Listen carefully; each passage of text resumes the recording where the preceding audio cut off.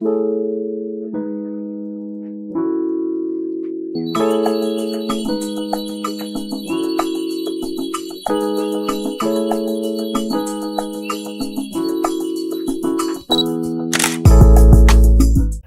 दोस्तों, कैसे हैं आप। आज फिर मैं आपके सामने एक महत्वपूर्ण सब्जेक्ट या जानकारी लेके आया हूं, जो कि गर्मी में अधिकतर बच्चों में होती है, जिसको हम लोग बोलते हैं डिहाइड्रेशन फीवर। डिहाइड्रेशन फीवर जैसे नाम ही बता रहा है, डिहाइड्रेशन के कारण होने वाला फीवर। कॉमनली देखा गया है, जो नवजात शिशु होते हैं, जो नया जन्म जिनका बच्चों का हुआ है, 1 दिन से लेके अधिकतर तो देखा गया है 5 से 7 दिन के बच्चों में, कभी कभी ये 28 दिन के बच्चों में भी हो सकता है। तो होता कैसे है, क्या होता है कि जब बच्चे पैदा होते हैं तो शुरू के 2-4 दिन मदर का दूध कम आता है, बच्चे ब्रेस्ट फीड कम कर पाते हैं। उसके अलावा जो फैमिली मेम्बर्स होते हैं, उन्होंने बच्चे को अच्छे से ढांक के रखा हुआ है, सो दैट कि बच्चे का हीट लॉस नहीं हो या फिर बच्चे को ठंड ना लगे। तो ये अच्छी प्रैक्टिस है। लेकिन जब गर्मी है, हमारे वातावरण का टेम्परेचर ही अगर 37 डिग्री है, 38 डिग्री है, कभी कभी 45 डिग्री तक पहुंच जाता है, तो उस दौरान में हम बच्चे को अगर 3 लेयर या 4 लेयर से कवर करके रखेंगे तो फिर बच्चे को डिहाइड्रेशन होने का खतरा रहता है। क्योंकि एक तो बच्चा दूध कम पी रहा है, उसके बाद बच्चे को हमने कवर करके रखा हुआ था सो दैट कि बच्चे का गर्म रहे, बहुत ज़्यादा गर्म हो जाता है।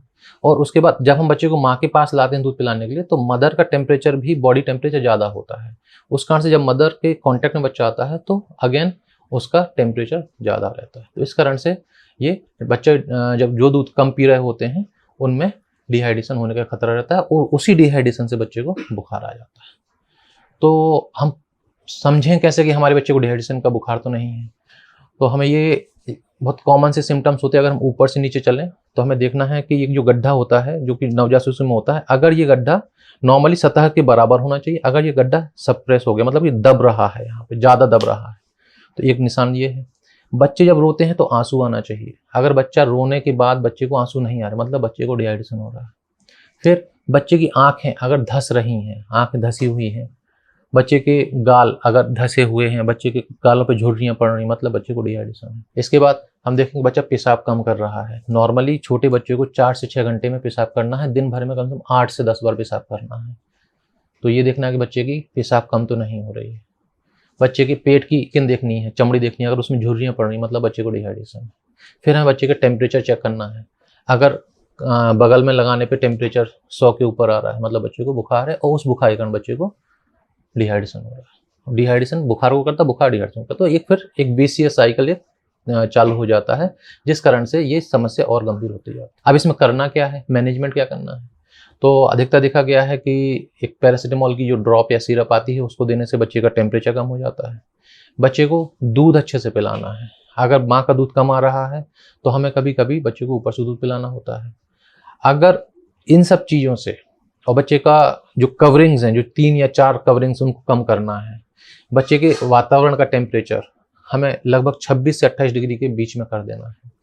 जैसे कि मान के चलो कमरे में एसी लगा है, तो हम एसी को 26 से 28 डिग्री कर दें, पंखा चला दें, लेकिन बच्चे को डायरेक्ट हवा नहीं लगनी चाहिए। बच्चे के वातावरण को हमें ठंडा करना, ना कि बच्चे को डायरेक्ट ठंडा करना है। इसके बाद बच्चे को दूध पिलाना है। अगर माँ का दूध कम आ रहा है तो हमें बच्चे को ऊपर से दूध पिलाना होगा।